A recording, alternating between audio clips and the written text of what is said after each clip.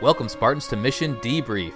We're playing every mission in the mainline Halo video game series in chronological order, discussing our experiences and sprinkling in a little lore along the way. If you'd like to play along and have your thoughts read on the show, email us at podcastevolved@gmail.com or drop us a tweet at podcastevolved on Twitter. We'll be kicking off our coverage of Spartan Ops from Halo 4 on the next episode. If you'd like to support the show, visit Podcast Evolved on Patreon.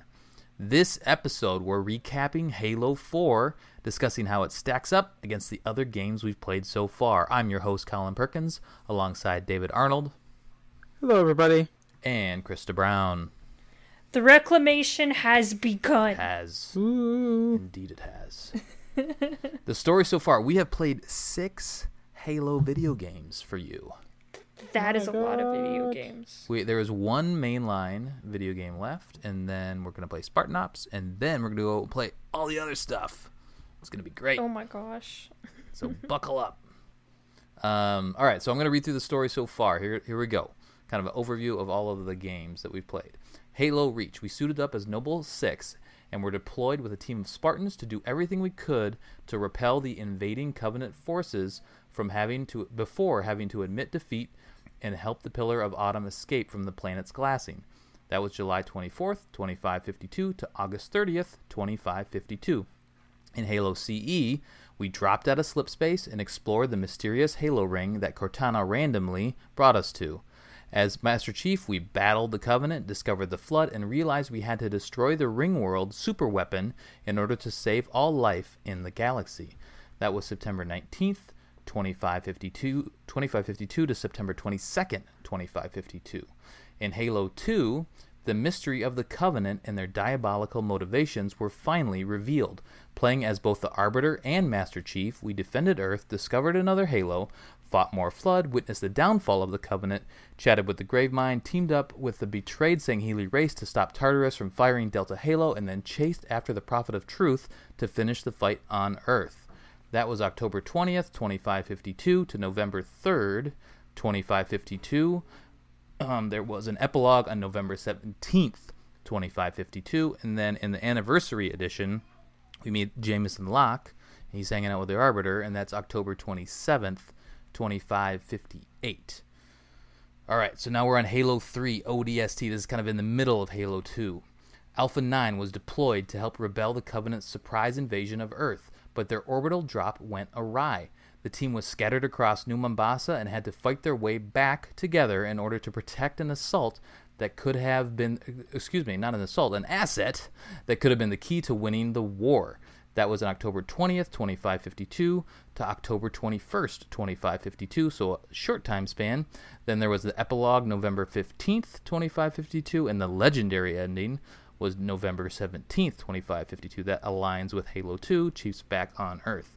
In Halo 3, Master Chief crash-landed on Earth and immediately teamed up with Sergeant Johnson and the Arbiter in order to attempt to stop Truth from activating the portal at the Ark. However, Truth and the brute-led Covenant force prevailed and made the jump to Installation 00 just as the Flood re-entered the fray. The UNSC and Sangheli made a quick alliance and chased Truth through the portal. On the Ark, Truth captured Johnson, murdered Miranda Keyes, and then activated the Halo array. Chief and the Arbiter stopped the firing sequence with the help of the Flood and then rescued Cortana from the Gravemind on High Charity. Our heroes then use a newly created ring to destroy the Flood, decimate the Ark, and escape with their lives. Well, almost everybody. No, that was on November 17th, 2552 to December 11th, 2552. There was an epilogue on March 3rd, 2553. Now the game we just played, Halo 4. After 4.5 years of floating in deep space, a potentially rampant Cortana woke Master Chief when nearing a Forerunner shield world named Requiem. With a zealot Covenant sect and the newly discovered Prometheans breathing down their necks, the duo got tricked into releasing the Didact while trying to contact the UNSC supercarrier Infinity. I mean, it is a super cool character. Yeah, it's a super character. That's pretty good. The Didact, now released, the Didact escaped Requiem and use the composer to start digitizing humans on Earth to take vengeance on his old foes and reclaim the mantle of responsibility. Cortana then sacrifices herself to help John 117 defeat the Didac, destroy the composer, and return home. This is July 21st, 2557 to July 25th, 2557. Lots of stuff there. It's fun to recap the whole thing, so that's why I do it every time. We've played many games. We've come a long way. Many times. That's right. And so this show, we've talked a lot about the story in the previous episodes, obviously. We really want to use this episode to compare the games that we played so far. And the meat of the show is going to kind of compare how Bungie handled Halo and their games, and now that 343 is, and this is kind of the first, their first real offering, I guess, their first unique or their new offering to the Halo series. We're going to kind of see how Halo 4 stacks up against what Bungie, left off with. But I do want to get overall thoughts, I guess, along those same lines. Now that 343 has taken over, we've just played the first original release. They redid Halo CE Anniversary. How have they done now? How does it feel playing 343 Halo after coming fresh off of the last game of the Bungie led Halo? David, how does it feel? How does it feel? I guess there's a lot. That's a loaded question, but how does it feel to you? There's a definite difference. It feels good. I mean, I like a lot of the changes to how the game played between 4 and 3. It's obviously a very different type of game, and obviously very heavily influenced by what was happening at the time. Purely and just the story, I loved the Cortana and Chief dynamic. I thought it was fantastic. Great characters in this. There's a definite feel and change, and I always remember, I think it was Kiki or Bonnie, one of them being interviewed around the time that 343 was being created, about how we, quote unquote, as Bungie, were very quick to kill off some of our best characters, and that they were trying not to do that anymore. And you can see that with how Halo has progressed since 343 has taken over. So you do get the sense that they're trying to build new characters, and you can see that with Palmer. You can see what they tried with Spartan Ops, with Crimson. You can see Lasky obviously being built up very strongly. Roland is the AI. I mean, they are trying to build up more characters within the game world that are not as disposable, which is good, because they definitely have killed off some of their best, and you can see them trying to build up.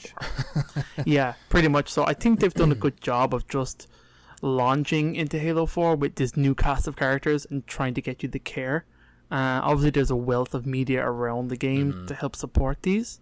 And that's a 343 tactic now that we saw, even going from 4 to 5, the wealth of media that came out to build up these new characters before the game launched.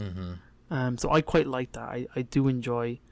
I know I'm not a lover of Palmer, but I appreciate the effort that went in to build this person.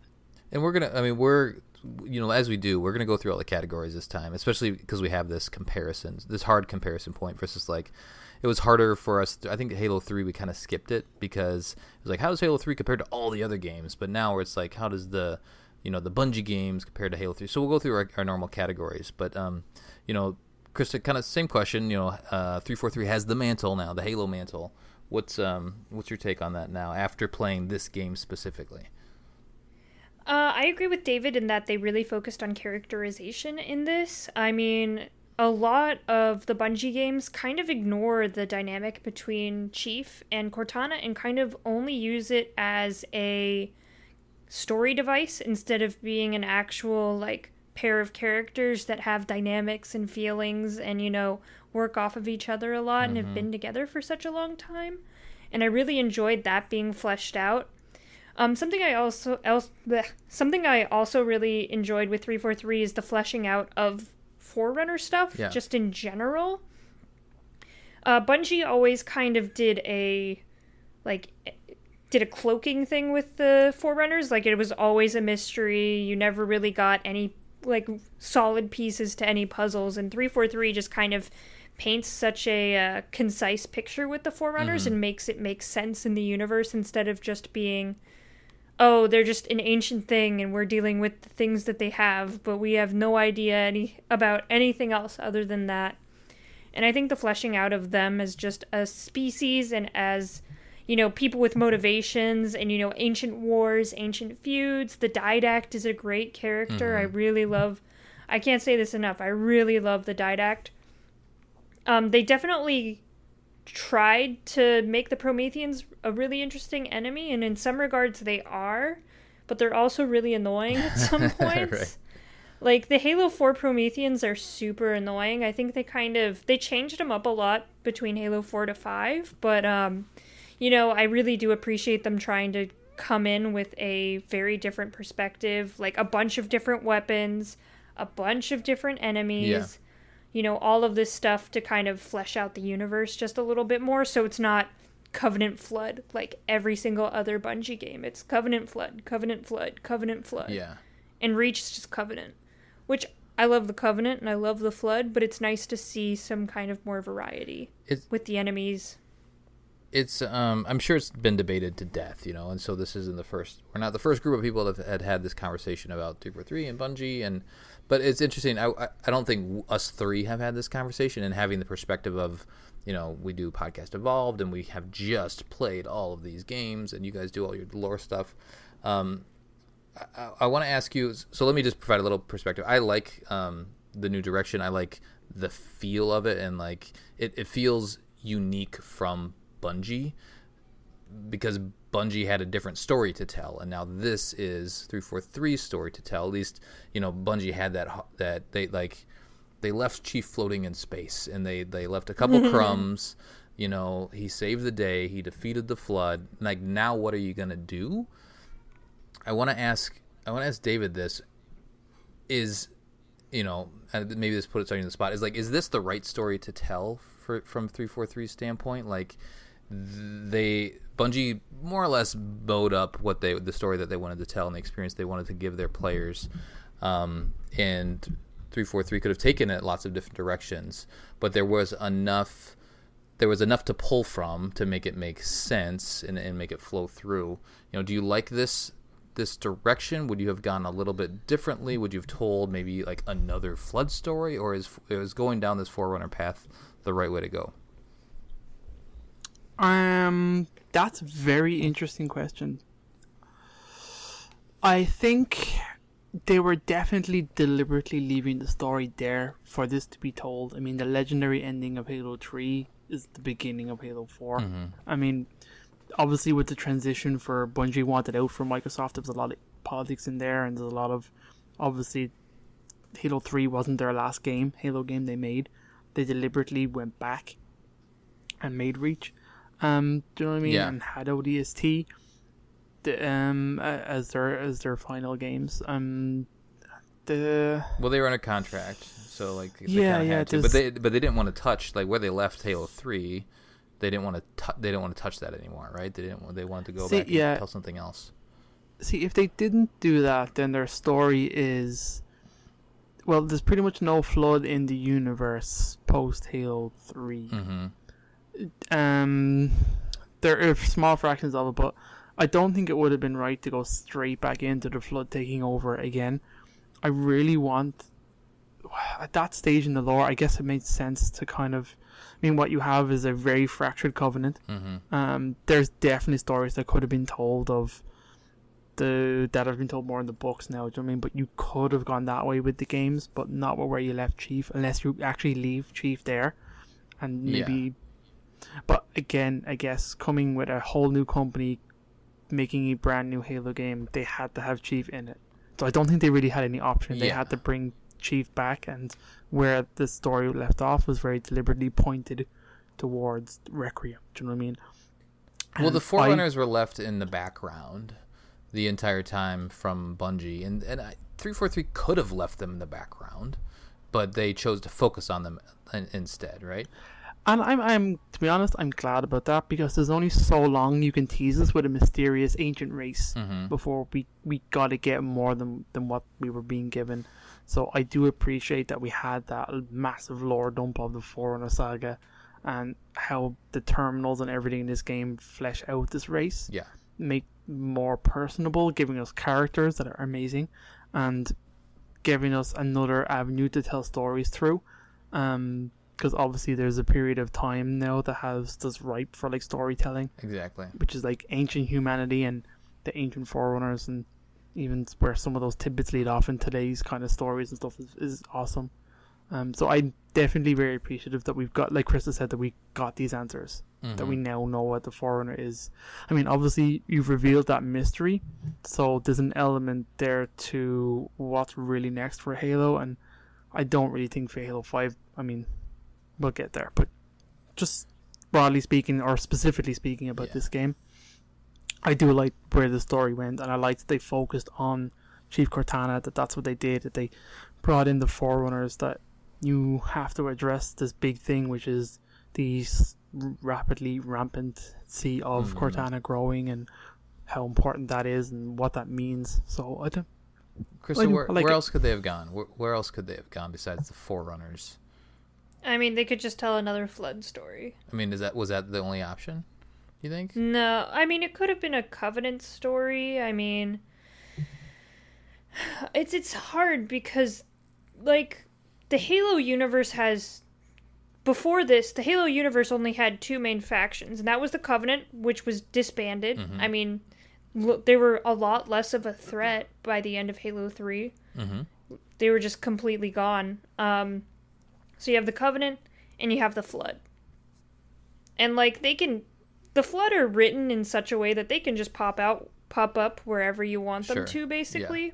Like, they're an amazing enemy in that you could just put them anywhere. They could just be like, there was a flood spore and now there's flood everywhere. Right. Oh my god. So, I mean, enemy-wise, there has to be a new enemy created in Halo, because the Covenant aren't going to be the big bad enemy right now, and either are the Flood. Because they're kind of old. You kind of deal with all of that in Halo 3.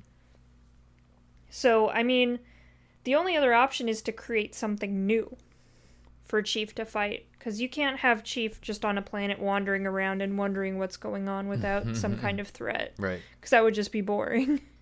Well, I think to David's point is they kind of had to... This needed to be another Master Chief story. They could have done something, because the universe is written in a certain way, they could have done a further back prequel, or they could have done like another ODST type story.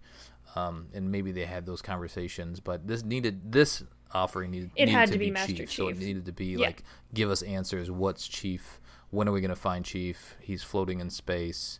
There's this crazy planet. And also, he's a ticking time bomb because he has Cortana with him.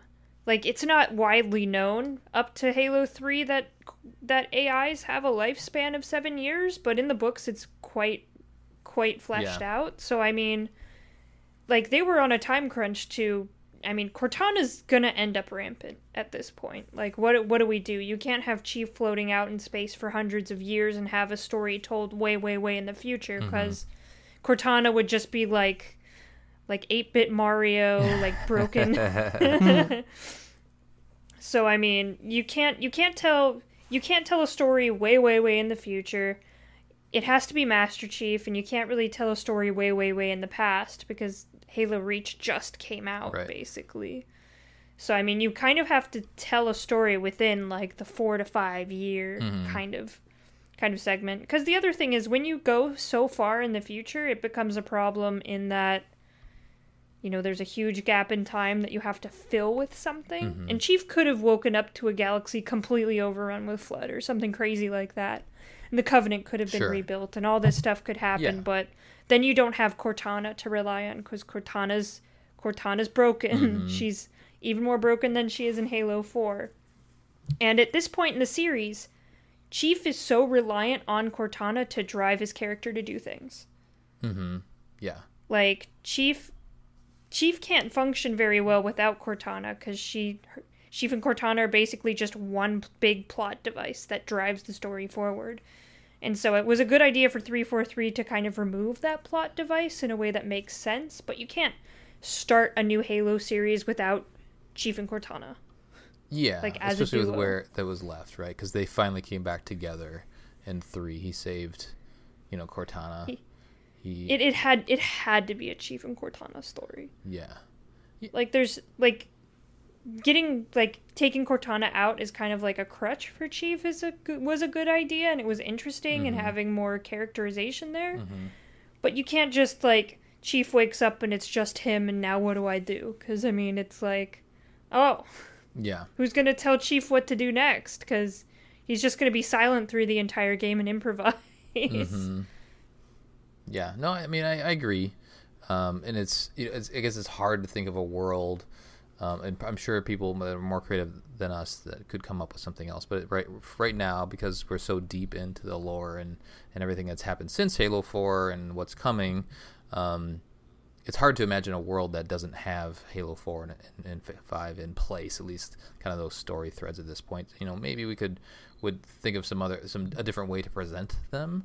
But from my perspective, I think bringing the Forerunners to the forefront, and especially if I'm thinking about from a business standpoint too, is that makes the most sense to kind of flesh out this this thing you've been teasing this whole time, because then that gives you all these other story threads and opportunities to tell different stories in different medium, and yeah. So I'm good with it. I'm happy that they've told this story. I'm happy that the story was focused on Chief and Cortana. And we could probably, when we go through our categories, maybe we'll find some criticisms here and there of kind of how the story was written or how the gameplay was and whatnot. But I think in general, where the arc, I guess we closed one arc and we're starting a new arc, but there was enough. It made the most sense to kind of cultivate or I guess bring forward the seeds that were planted from the previous games. Yeah. Well, and also 343 set up the Spartan 4s as a thing, They kind of bring that plot device to the forefront as well, which is Oh, did they? Didn't they talk about the Halo the Spartan 3s? Did they ever talk about Spartan 4s? The Spartan 3s were in Halo Reach. But the Spartan 4s didn't actually come about until after Halo 3. Yeah, but I'm saying, did any of those books that Bungie came out with, they talked about Spartan 3s, but I don't think Spartan 4s. Yeah, they talked about 3s. Yeah, okay. But no 4s. So 343 came up with the idea of Spartan 4s. They may have or may not, I can't remember the different generals. Is it Musa or Atkinson? Well, there were other Spartan programs in the works. And they were definitely, because when 3s were being made, I'm sure they were fleshing out the next class and the next school. And they may have talked about it, may have even said Spartan 4s. It would have been somewhere in Ghost of Onyx, but it wasn't... Yes, that's what I'm thinking. It wouldn't be more than just one sentence. Because everything is very focused on Spartan 3s in that regard. And there's no other book in the Bungie saga that really talks about any other Spartan program. Yeah. And Spartan 4s, really, we haven't covered them yet. We've covered them a little bit, but they're in this game. They're in this story, but their story is told in Spartan Ops and then Halo Spartan 5. Ops, yeah. Yeah, exactly. Yeah. But, 343 did introduce them to the series as kind of the next generation. Humanity's still kind of going with it. Chief now has to deal with a bunch of younglings right. that are trying to take over his spot and act like they're all cool and stuff. Yeah, definitely. All right, so that's good. I like having that conversation kind of at a high level. And then I do want to dig a little bit deeper, so I'm trying to think. Let's see, do we go categories? Why don't we just talk about highlights and lowlights of the game? Let's talk about the game specifically, gameplay and moments and the story as I guess it's being told. Those are kind of all one as you when you're the player. The encounter with the Didact is one event for me, or flying the Pelican and things like that. It's story and also the gameplay. So let's maybe talk about the best moments of the game.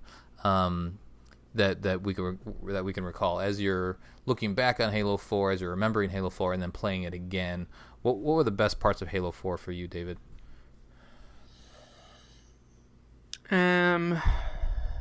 Honestly, I did really enjoy fighting the Covenant in this game. I mean, they weren't that crazily different, but I loved the new designs, the new kind of faction they had built here, the Swords of Sanctity, or was it Swords of Sanctity? No, that's not until not them. later. It was What are Didact's they hand. called? Didac's Hand? Yeah. Yeah, that faction were really great, and I really did like them. Their kind of plot story isn't really told that well. It's kind of mostly in Spartan Ops, where you kind of learn who and what they were. Because they're just a throwaway faction, essentially. There's like a one line where Cortana kind of describes what they are, and then that's just kind of actually in-game dialogue. Yeah. So you kind of have to pay attention to it to really kind of know. There's God, what else? I do like. No, I don't actually. No, but I think about it. Do I like the Mantis? I don't really. Like, the vehicles feel a little bit weird in Halo 4. They feel really light, and generally, the Mantis is really kind of heavy. So I'm kind of just trying to think of kind of gameplay moments. I did like the broadsword. Yeah. I did like. What about story moments? Oh my god, so many. Like, everything between Chief and Cortana was Sure. amazing. I think I think the story is really the highlight of all of this. Yeah. Like The they did story- the story really well, to like the Didac's like quote unquote fight scene death kind of thing Yeah. that was going on. I didn't like the conclusion as much, but Me neither. I mean, the cutscenes were great.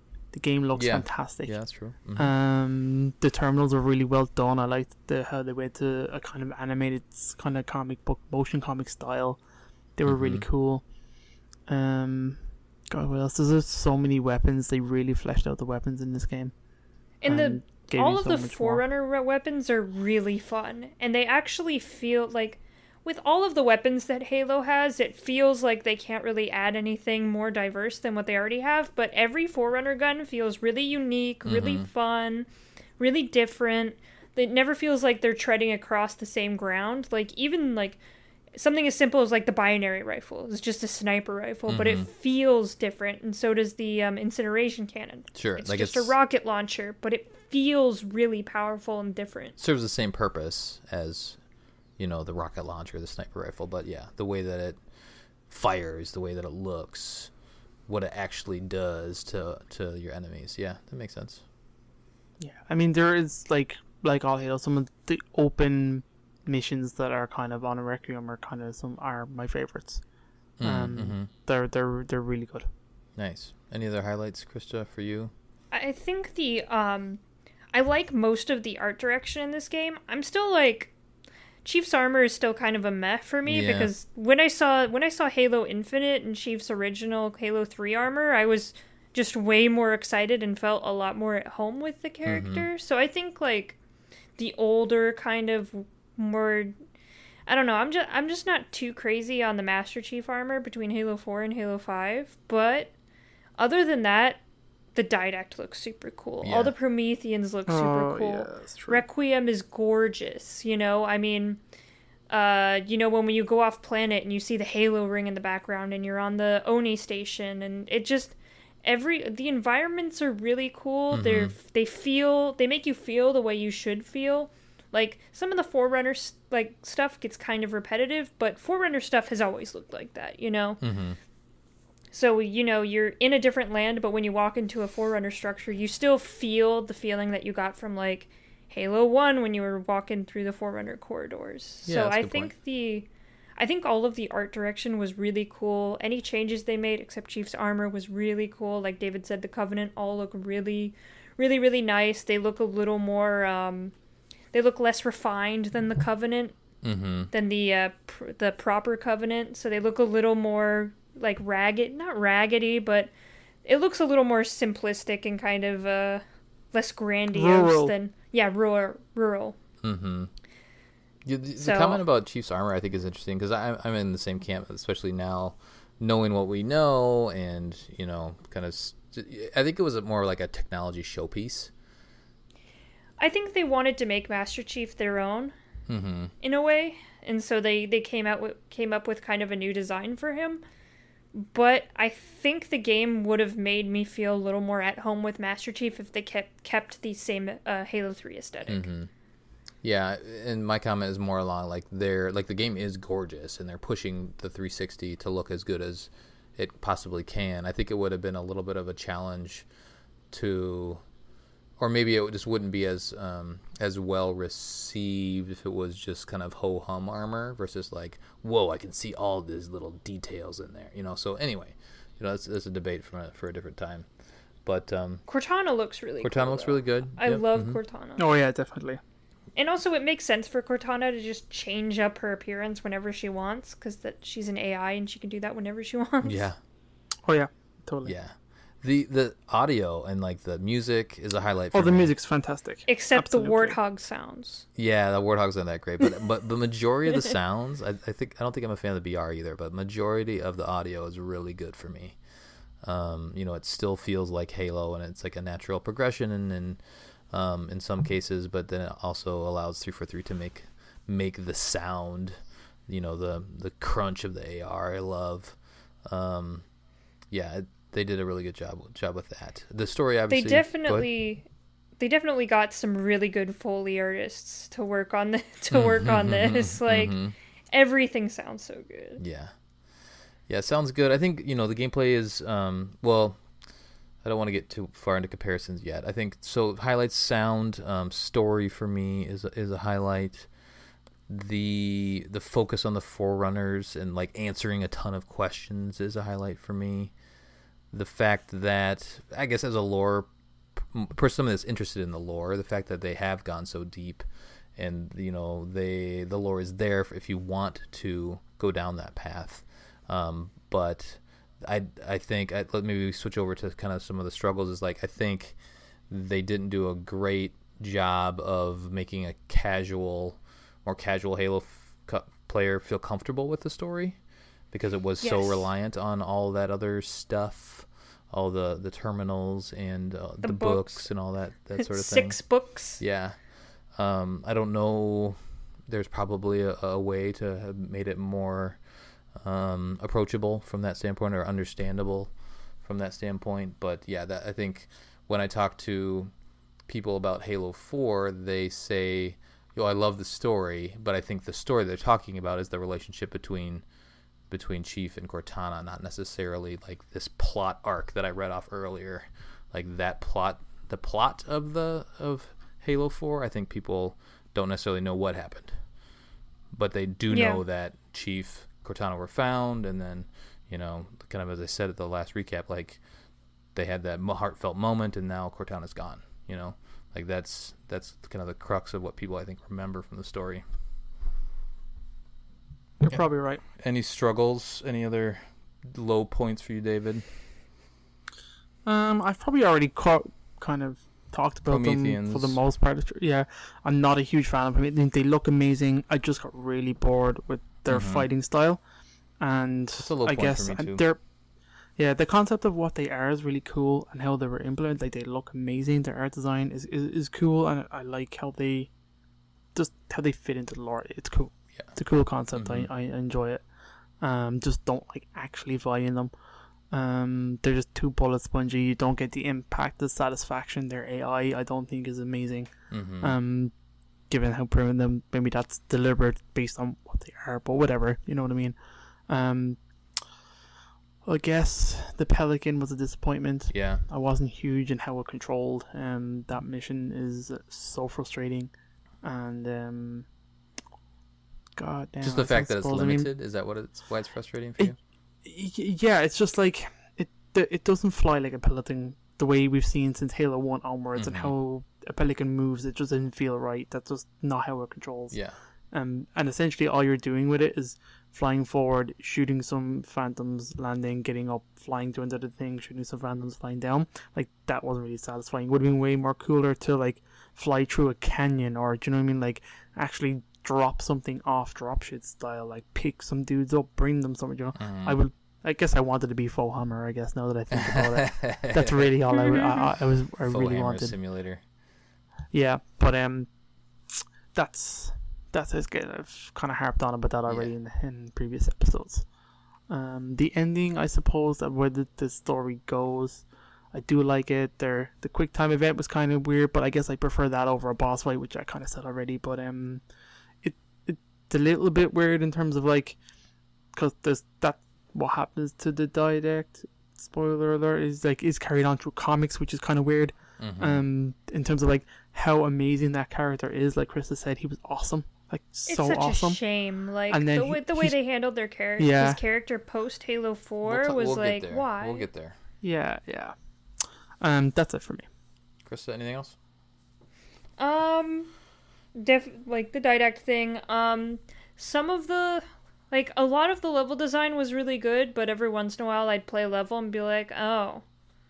Kind of like the Gondolo mission, and like David said, the Pelican mission, like, you could have done a lot more with that. It was just kind of like, hey, you're in a Pelican, which, I mean, flying the Pelican was fun and cool and stuff, but we didn't talk about the sticky detonator. That thing's amazing. That thing is so good. Oh my god. Oh yeah, I like that. I do like that. I definitely agree with the Promethean thing. Like, every mission the Prometheans are in feels very different than, like, one of our favorite missions was the one where you get on the space station and it just has Covenant. We're like, this is Halo. This is the best mission ever. We had so much fun with that one. So I think the Prometheans could have used a better implementation into this, just gameplay wise. Like, everything else about them is super cool and makes sense in the universe, but gameplay wise, at some points it's just like, oh. Yeah. Now, when they're fighting the Covenant, it's pretty cool and it feels like Halo, but when you're just fighting them, it's like, oh god, why am I here? Yeah. Who's cursed me in such a way? Yeah, I don't know. I still haven't put my finger exactly on it, but the Prometheans, it's a lack of personality. There's other stuff, other factors, but well, it's like when you fight Covenant, like, the grunts will run away and scream, like when you kill an elite, and the elites will issue orders, and all of the AIs react very well to what you're doing, where the Prometheans feel like proper machines and that they don't have individual personalities, which makes sense. Right. But at the same time, it takes away some of the personality of Halo, in that, like even the Flood had a lot of personality, and, like, the Gravemind would talk to you through all of this, and, like, the Flood would take over other people in Halo 3, and you could see the transformation happen. Well, the and, didact's talking to you, so, I mean... Yeah, the didact is... But the didact really feels very disconnected from the Prometheans at some points. Like, you never see him... Like, I feel like the Gravemind had a bit of a better integration, even though you never see them... It's very... Like, the didact and the Gravemind are very similar in that you never fight them, really. Mm-hmm. Well, you never see them, like, leading an army against you. Like, they're... Yeah, and stuff like that. They're always talking to you through ambience and stuff like that. But for some reason, the Gravemind felt like it was in control the entire time, where the didact felt like he was off doing his own thing, and the Prometheans were just... He's just like, go over there and go to the grocery store and give me some milk, and I'm going to be over play here. With the Covenant. Right. Yeah. It felt like he was more of like, just shoot, go over there, instead of being like, I'm, dictating everything that's going on in this war, kind of thing. All right, let's get into our categories now. This will be interesting to have this conversation. So again, we're going to kind of say, it's going to be more, I guess, probably our preference, or in commenting on how each developer has done in the categories. Again, it's not fair because we've only played one game from 343, but we have a feel for the direction, and let's try to keep it, because we know Halo 5 and other stuff that's happened. Let's try to keep it, the feel of Halo 4 and what's included in that versus what we've played from Bungie. So gameplay wise, Krysta, maybe you can start this one off.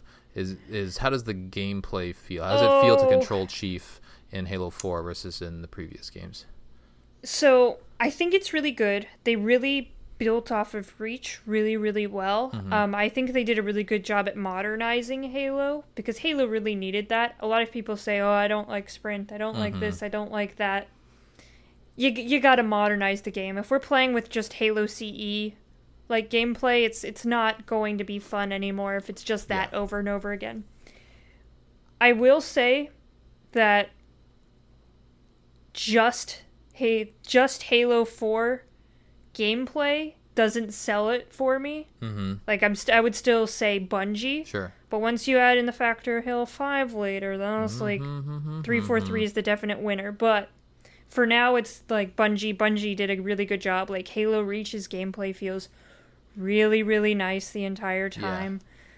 And there's no equal comparison. Like, because this is their first game, like, granted they redid Halo CE, it's like, can we compare Halo CE to Halo 4? Like, that's not quite fair. No, you can't. Because it's still a continuation of all of the enhancements that Bungie had made over the years.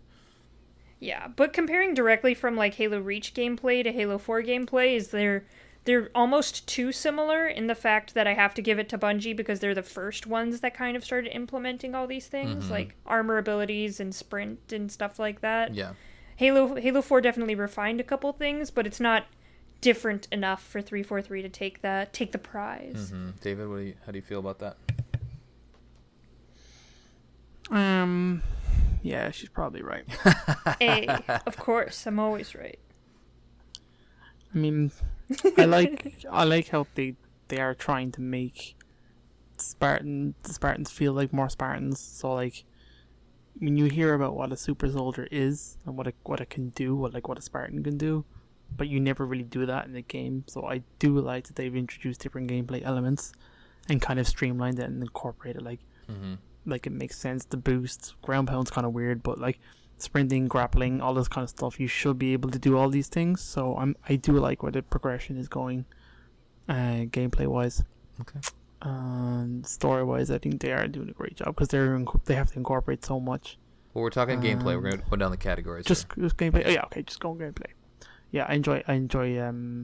So you would say Bungie. Halo 4's gameplay. You'd say Bungie. Yeah. Is more than. Yeah, but like kind of have to because like Halo 1's still my favorite game. Like Halo CE. Yeah. Even the remake, the 343 remake, I love how that game plays even now. You know, so. I like controlling Halo 4 Chief, but this will go into one of the other categories. I just don't necessarily like fighting all the enemies that Halo 4 Chief fights. Like if I could control Halo 4 Chief in Halo 3, like I think that'd be a pretty cool thing, right? Like the way that he moves and some of those armor abilities that he has. So he's definitely got a good weight to him. He's got a good weight, yeah. I like running around. That's good.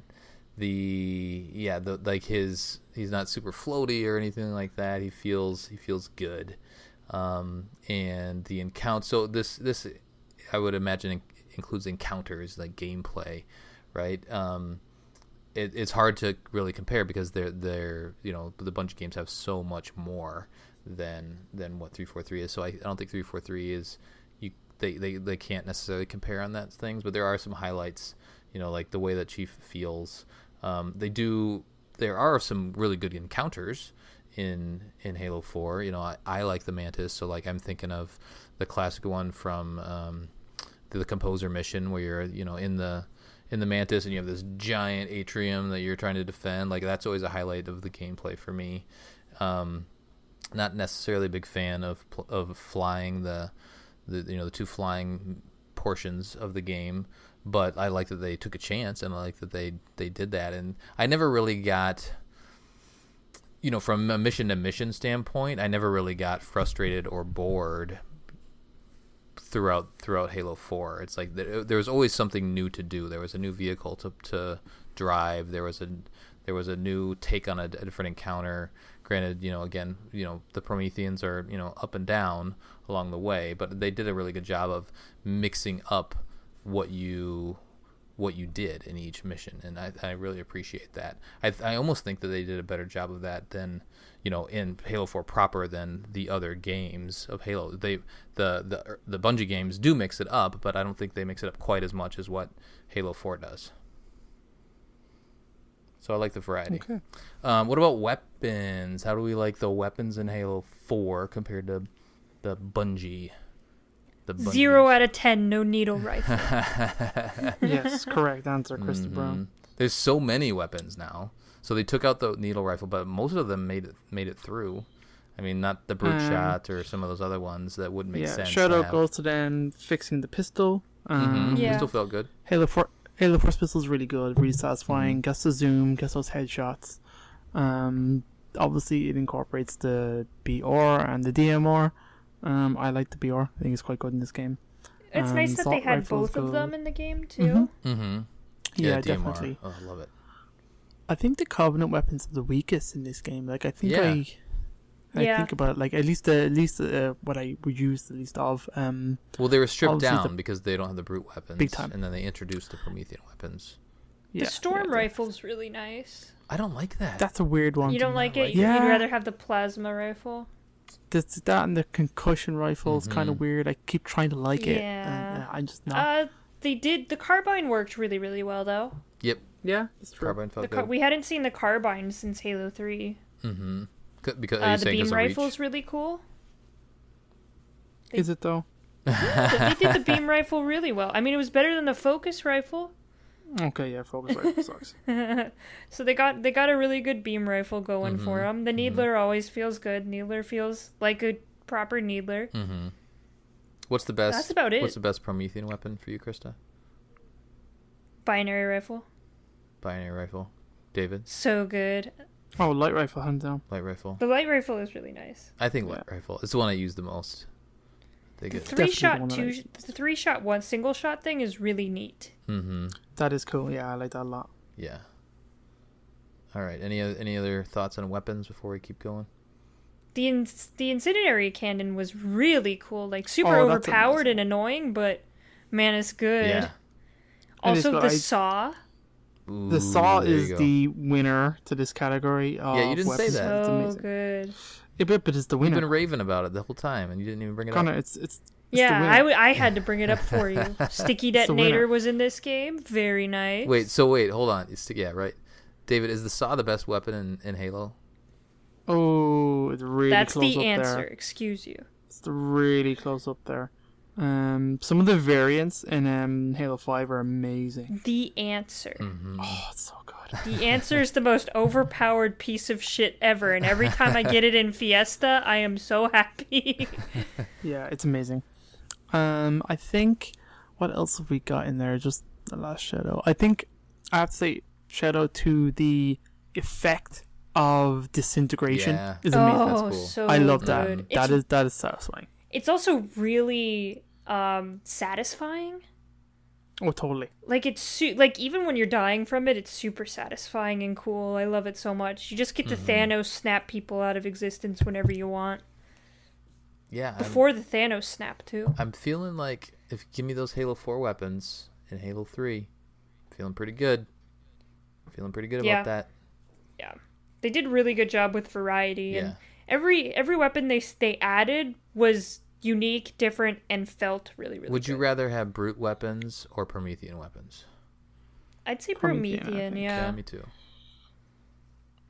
Like, the brute weapons are so aesthetically... Like, without brutes, it doesn't make sense to have brute weapons, right? Like, they... Like, picking them up and playing with them aren't necessarily, like, the best gameplay experience, but having brutes using them feels, like, very natural and very cool. Yeah.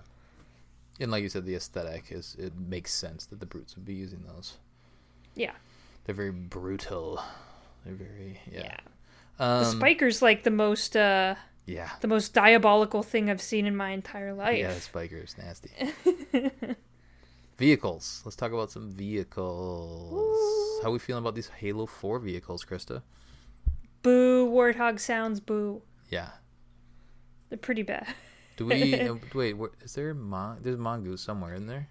Yeah, I think there's Mongoose in multiplayer. You get Banshees. The Banshees work pretty well. I don't mind the Banshees. There's those Manti.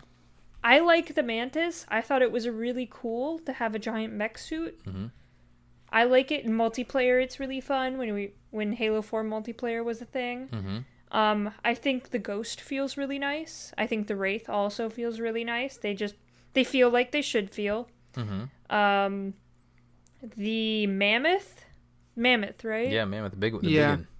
Yeah, that's a really fun mission where you get to hang out on it, and it's kind of a mobile base. Yeah, that's a vehicle. Yep. That's a really good shout out. I think I would enjoy that the most. The broadsword. You also have the Lich. The Lich made its debut. The Lick? Lich. The lick. The Lich is really, really cool. I wish we saw more of it. I'd like to see it as much as we saw, like, Scarabs in Halo 3, but I liked the Lich a lot. Yeah. Yeah, there wasn't a big, bad Scarab analog, though, was there? Well, I guess... No, not really. I mean, Mammoth was big, but it's on our side. I mean, like those big particle like cannons, like they didn't. The really Mantle's do it for me. approach kind of was a big bad vehicle. Sure. And like we also had the Infinity in this, and I think the Infinity is like one of the coolest things they've added to Halo vehicle wise for a long time. Yeah. Definitely. Yeah. Yeah. Any other thing to add, David? No, I've kind of griped about the vehicles. In this So you're game more already. of a Bungie guy for vehicles. I think so, and it's just because like on paper these things should be amazing. Like a mech suit in Halo should be amazing. I'm just not a fan of it. The Pelican should be amazing. Just wasn't a fan of how it was implemented. The Warthog I don't mind in this game. I know we don't like the sounds, but I think it controls and just find the variants of it are fun. I love the look of it. I enjoy the missions that you have it. Yeah, the Mammoth mission's pretty dope. I do like the Mammoth. That's pretty damn cool. What else? I mean, the Covenant vehicles are perfectly fine. What did they take away vehicle vehicle-wise? Because they added a bunch. As we're talking There's about no brute. The brute ones, like the Prowler's not there, and The Revenant. Revenant's not there. We don't have a the Falcon Spectre. Yeah, we don't have like the Spectre. Falcon or anything like that. Human on the human side. Chopper.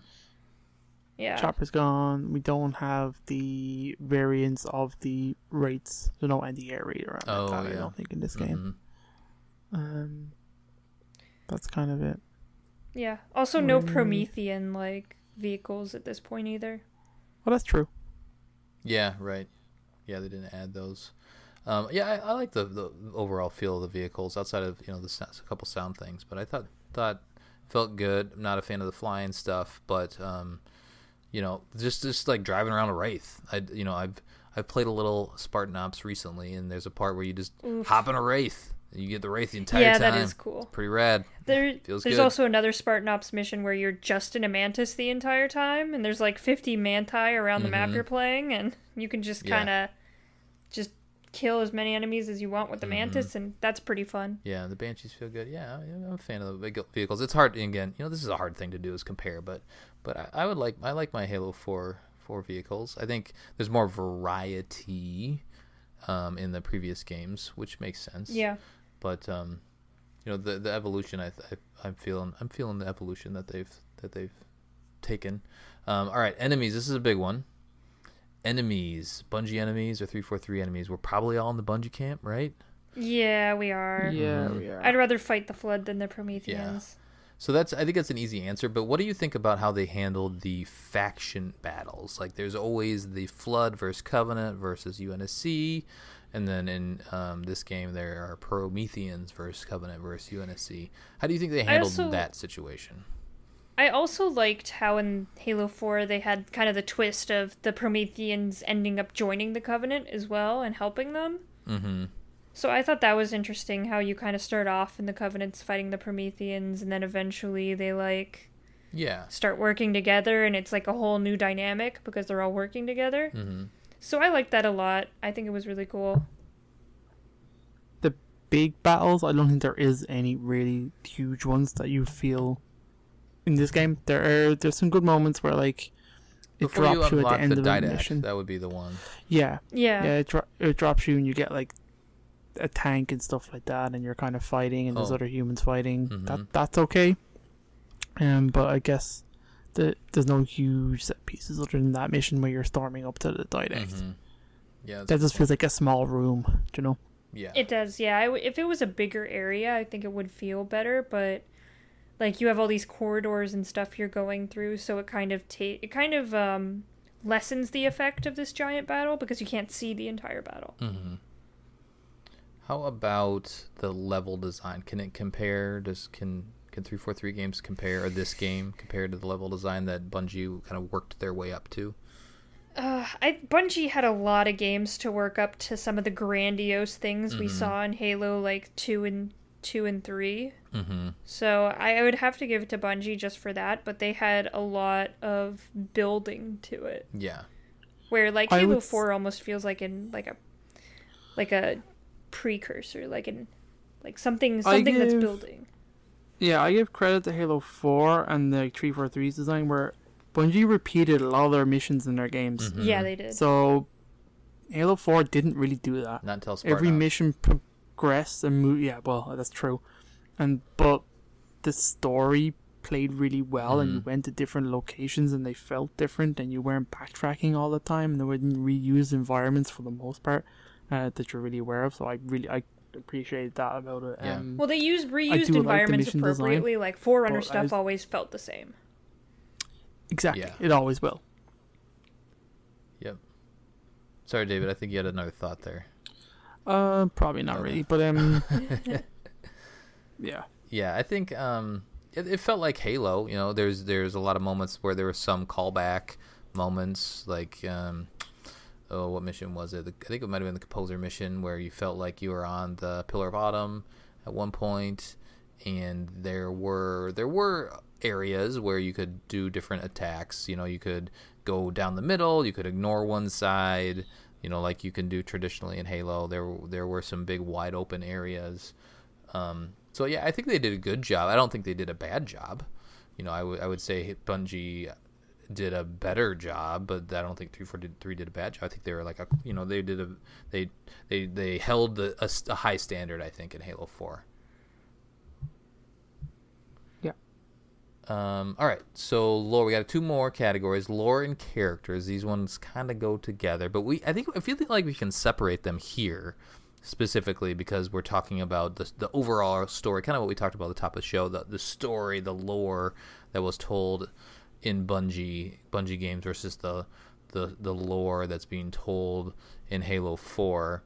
And then we can kind of get into the characters at the end here. So what do you prefer? Do you prefer this more, I don't know, hidden kind of layered approach that Bungie did in the past, David, or do you like the approach that 343 is like, here's all the stuff that you wish you knew? If you want to find it. I do prefer actually 343's one. I mean, Bungie's what created the love, but I think 343 are doing a great job of like fueling that and like maintaining it. So I do like that they created a game, and here's 6 books that go around it. I do love that. I love that there's more in there, and that reading those books makes this game better. I think that's excellent. That's a great way to do things. I 100% understand people that don't like that and think that's way too much in order to understand the game.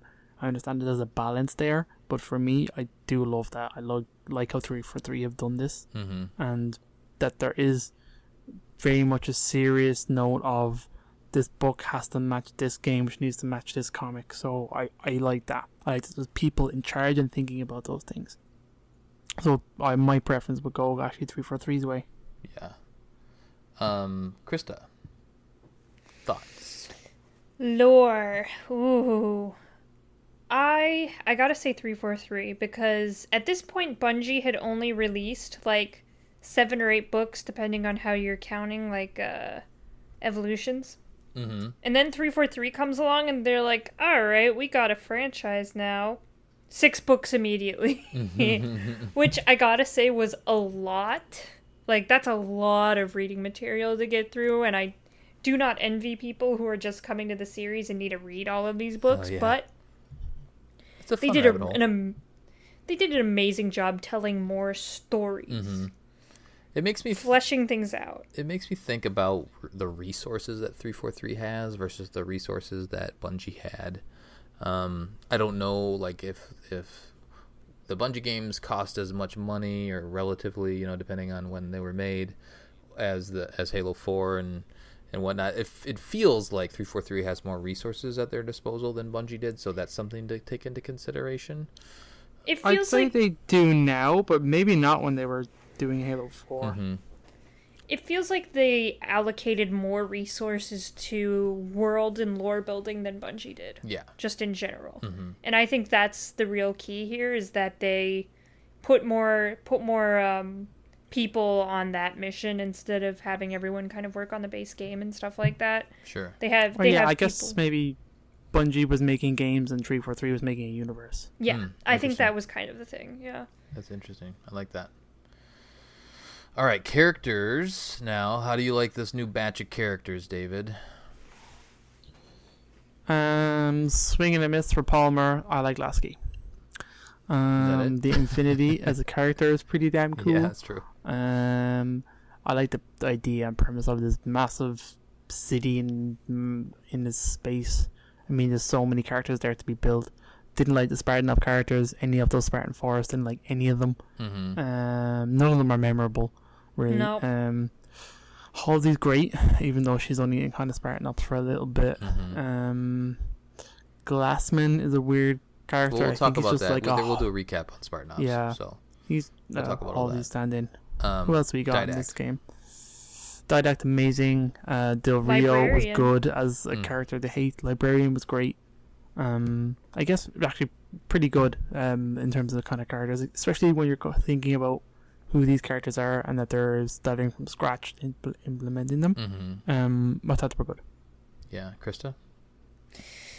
It's really hard just because, like, I really like what 343 is doing. Like, I love it so much. I like how they're going in more depth into characters and stuff. But I feel like the lineup of, like, Captain Keyes, Miranda, Hood, Sergeant Johnson, the Gravemind, you know, all Arbiter. the prophets, the Arbiter, yeah. I feel like that kind of is dwarfing Halo 4 at the moment just because of all the amazing characters Bungie had. And, of course, like, just murdered, like, all of them, pretty much. Yeah. Like, most of those people I named are dead. Right. So, I mean, they had to make it a brand new cast of characters, but those are the people that I really think about when I think of Halo, and, like, as time goes on, like, Lasky's entering that fray, and, of course, Dr. Halsey is always going to be there, but she in Bungie, she was, like, in the background, and I'm really happy that 343 is putting her more in the forefront. Yeah. The Didact is an amazing yet poorly implemented villain outside of Halo 4, which is such a shame. And then, like, 343 decided to make a bunch of assholes, like Palmer. Right. Like, Palmer gets better as you play, but Palmer in that one cutscene, and then Del Rio, I'm like, man, why is everyone so mean in this game? But I have to go with Bungie just for now. Yeah. Yeah, and again, it's hard. They haven't had a chance to implement, to write as many new characters that Bungie did. So it's hard. But I think, you know, percentage-wise, Bungie has a higher percentage of better characters to this It's point. like we're basically comparing, like, it'd be like, if we were doing something equivalent, it'd be like CE to Halo 4. Right. They're both kind of starting a new story, starting a new franchise. Let's have that conversation right now. Let's have that conversation. So the characters that were introduced in Halo CE versus Halo 4, does it still go to Bungie? No, it definitely... Maybe like, not at all. The only What have really... you got? Like, what you got in Halo CE is you have Keyes, who is just Princess Peach the entire time. You have 343 Guilty Spark, amazing, but isn't a very good overall villain. Mm-hmm. And because the Flood, just in general, kind of fills that overall villain slot, but the Flood without the Gravemind is kind of just like, eh. Mm-hmm. And then you have Sergeant Johnson, which is just comic relief through all of CE. And you have Foehammer. And who wasn't... Yeah, I mean, when you think about it, Sergeant Johnson wasn't even a character in Halo CE. He was a joke. Just a character model. Do you know what I mean? That had his voice. I mean, there are several of those characters in CE. John is not a character in Halo CE. He's barely in it. Right. Cortana is probably the main character that came out of it. Keyes was great, killed off. Halfway through the game. Also, like, poorly implemented. Keyes is so poorly implemented in this. He's great at the very beginning, and then throughout the rest of the game, it's just like, we have to find Captain Keyes. We have to find Captain Keyes again. Oh, Captain Keyes released the evil parasite, and now we have to find him again. Yeah. Yeah, that's interesting. So Halo 4 brought forward like its character set is better than Halo CE, is what you're saying. Oh, much better. Yeah. But they were also, you know, standing on the shoulder of the giants, but at the same time, like, the new characters that just came out of nowhere that 343 brought in, amazing. Mm-hmm. Yeah. Yeah, I would agree with that. I think that's but then when you look at the full breadth, and we can't really have that conversation until we played a few more 343 games. But yeah, interesting. Cool. I like going through those categories, as always. That's a fun conversation. There's no real winner. I mean, if there's a winner, probably has to be Bungie at this point, just because there's more. Yeah. But it's a better conversation when you're comparing Halo 4 proper to like one of the other titles from Bungie. Yeah. So fun conversation to have. All right, let's rank the games. This is one of the best parts of these shows. I'm dreading this so much. Rank the games. We've played 6 games. Krista, rank them. Off the top of your head, let's go. Oh, God. Oh, no. Okay, how about 2, 3 CE Reach, 4 ODST? Is that all of them? Ooh, I think it was. Yep. Okay. David? It was a terrible list, Krista. Mine's How gonna dare suck you. as well. CE, and it changes every time. All I know is I always start with CE. God, where have I put this? I think I like You have to do it fast. You got to just list Sorry. them off top of the head. 3 ODST, Reach, 2 Halo 4, Halo 3. Oh, Halo Okay. 3's the bottom, huh? All right. Ooh. Yeah, I think so. I don't I know what it love was. them all. They're all so Yeah, different, I know. and it's hard to put one at the bottom. Exactly. I don't know. Yeah, they're all good. All right, so let's go. Halo 3, Reach, ODST, 2, 4, CE. I think that was all. I love how all of Terrible our list column. choices are so different, too. It's really nice. I think that was it. probably Actually, my different bottom every is time we do Spartan it. Strike. That's my bottom. Well, we haven't played that yet. Yeah, Krista, I don't care. But like It's still at the automatically bottom. goes to the bottom anyway. I suppose. All right, cool. So we do have a community question that we'll cover, and it's going to be some fun reads there. But I do want to say, okay, now what? We are playing Spartan Ops next. We're not going to Halo 5 yet because there's a story to be told in Spartan Ops, an interesting story, and There sure whether or not is. the gameplay is that great, we'll talk about that. But I would say play Spartan Ops or don't play Spartan Ops. You can also just watch the watch big the movie, videos. or you can watch some gameplay, if you want. But I would say grab a buddy. Spartan Ops is good with a friend. Spartan Ops is good co-op. So grab a buddy or 2 or 3 and play some Spartan Ops. They actually each what do they call? I think they call them episodes. They're pretty long. Actually, if you go through, like, there's 5. Again, I'm not using the right terminology, but there's like 5 episodes or 5 In a mission? Like, it's something... missions. It's like a chapter. Yeah, 5 and chapters then maybe. episodes in the chapter? Yeah. I don't know. Yeah, but they do take a It while was to all go through very each confusing. one. And they were released. And anyway, we'll cover that during the next Spartan episode. Ops has Yeah. caused me so much pain so far. Something that you could read, though, in the meantime, is you could read the comic books. Initiation is about Spartan Palmer. And then you can also, you could probably read Escalations up through 12. And I don't think If there's a you lot of want to. interplay between those. So you can read some comic books, but other than that, the lore, there's not a lot of book lore that's going on in between Halo 4 and Halo Spartan Ops. And I don't think there's anything to watch between there either. But anyway, so go read some comics, play some Spartan Ops, and then we will catch you over on that next episode. But let's do our community question before we get out of here. David, should we start in Facebook? Yes, let's start the Facebook. Let me pull this thingy over. Click this button, and we have Mr. Colin Perkins. Admin, August 23rd. That kind of dates it a little bit. At 2:34 p.m. Write a haiku about Halo 4's campaign. Open bracket question for mission debrief dash Halo 4 recap episode close bracket. A what? Are you going And to one of write my- poetry? Read poetry to us? A haiku? I might do. I'm not gonna say them in the way they should be said, but you know what I mean. Here we go. Matthew Blankenship says Master Chief wakes up. Mad Didac turns folks to ash. Blue Babe goes nuts, dies. That's good. He says he had one too many syllables and he edited it. That's pretty good. Fair play. Chad Ferris. He refused to die. She overstayed her welcome. It's not over yet. That's pretty good. Mm-hmm. Trenton Hunter. That guy. That guy. The chief becomes woke.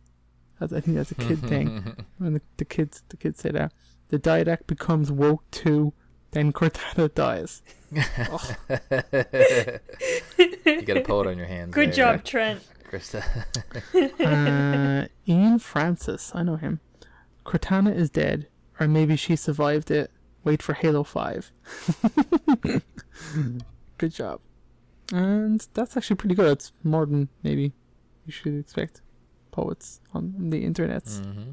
That's There you it? go. That's all we got on Facebook? That's it? That's it. Boo, That's all Facebook. Facebook All right, gave me, all baby. right. Sit down, everyone. I'm going to read them all. Ugh. I wasn't going to read them all, but now that Facebook has trash. disappointed us yet again, our dank Facebook Discord killed friends are going to us. teach you how to actually write haikus. All right, so Redacted17 says, I must read a book, but time is not my ally, so you make no sense. That's very good. Big Daddy Matt says Master Chief is back. Cortana is losing it. Damn Prometheans. Sam or Rye says when the Chief wakes up, all hell begins to let loose. Chief kills everything. Ian says, falling from the sky. Master Chief has now returned, and so has Ryan. That is an inside joke. No inside jokes. Third says, Cortana is crazy. Have to find Dr. Halsey. Keep your promise, Chief. I like that one. Oh, that's good. Blue Calyx says, did not read the books. I do not understand it. It's snowing on Mount Fuji. Okay. All right. Third, also, we got a lot of double ones, but we're going to read them all because Facebook sucks. Third says, consider the books. They are an excellent read, more than background lore. Good job. Luchagor says, she asked me that once about being a machine, and I still don't know. Ooh, that's good. That's a good one. It's deep.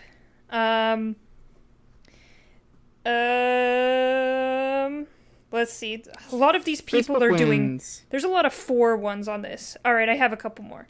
All right, Gay Robot says, awake from long sleep, soldiers trapped inside machine shells, no rest from the fight.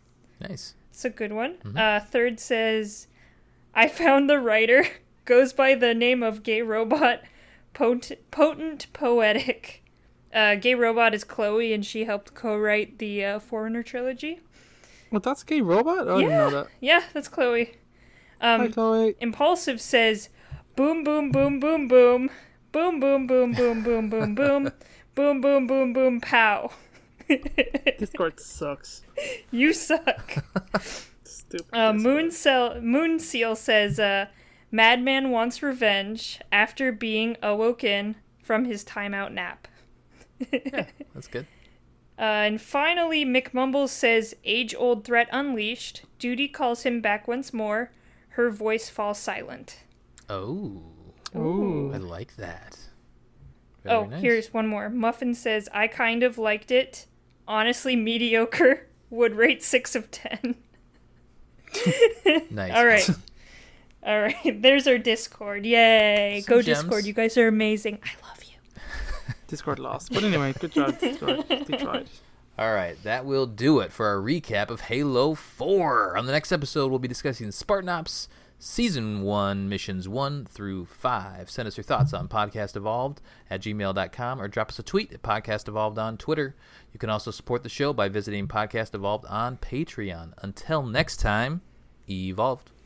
Evolved. Okay. That was good.